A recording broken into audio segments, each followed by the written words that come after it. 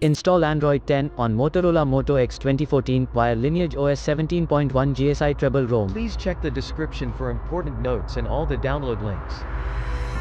First, download ROM and GApps packages, then transfer the downloaded files to the phone storage. Link is in the description below. Step 2. Boot your device into TWRP recovery. Once in TWRP, click on Wipe, Advanced Wipe, and select the checkboxes, as shown in the image, excluding internal storage. Step 4. Swipe the button to wipe the device. Step 5. Go back to the recovery main screen, and tap on the Install button.